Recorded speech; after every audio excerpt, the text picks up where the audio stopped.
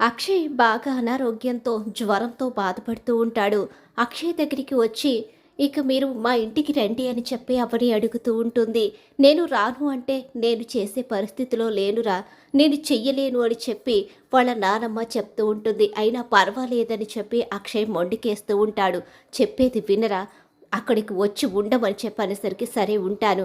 కానీ అక్కడ నాకేం చేసినా నేను దానికి బిల్ పే చేస్తానని చెప్పి అక్షయ్ అనడంతో తప్పనిసరి పరిస్థితిలో అవని ఒప్పుకుంటుంది. అలా ఒప్పుకున్న అవని అయితే ఇక అక్షయ్‌ని తీసుకుని తన ఇంట్లోకైతే వస్తూ ఉంటుంది. ఈలోగా అక్షయ్ కళ్ళు తిరిగి పడిపోతూ ఉండగానే ఇక అక్షయ్‌ని అవని పట్టుకోపోతూ ఉండగానే, "నువ్వు నాకు ఎక్కువ సేవలు చేయవలసిన అవసరం లేదు. నువ్వు చనువు తీసుకోవద్దని" చెప్పి అంటూ ఉంటాడు అక్షయ్.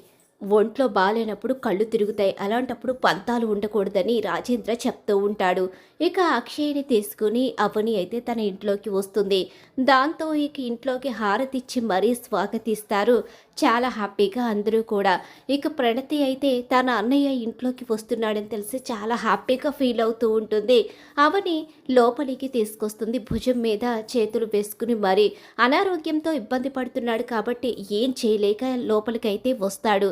ఇక పాలు తీసుకొచ్చి ఇస్తే కాఫీ టీ కావాలని అడుగుతాడు. కాఫీ టీ తాగకూడదు, ఇప్పుడు మిరియాల పాలే తాగాలని అవని చెప్పడంతో పాలు పక్కన పెడతాడు. ఏంటండి పాలు పక్కన పెడుతున్నారేంటి, ఏంటి రాస్తున్నారని చెప్పి అడుగుతూ ఉండగానే, నేను ఇక్కడ చేసే ప్రతిదానికి లెక్క రాస్తున్నాను, ప్రతి రూపాయి ఇచ్చేస్తాను, నువ్వు చేసే సేవకు లెక్క కట్టి ఇచ్చేస్తానని చెప్పేసి అక్షయ్ అంటూ ఉంటాడు. ఏం మాట్లాడలేక ఇక సైలెంట్గా ఉండిపోతుంది అవని అయితే. ప్రస్తుతం ఏం అనకూడదు, ఆరోగ్యం బాలేదు కదా, ఆయనే తెలుసుకుంటారులే అని చెప్పి అవని అనుకుంటూ ఉంటుంది. వీడియో నచ్చినట్లయితే లైక్ చేసేయండి.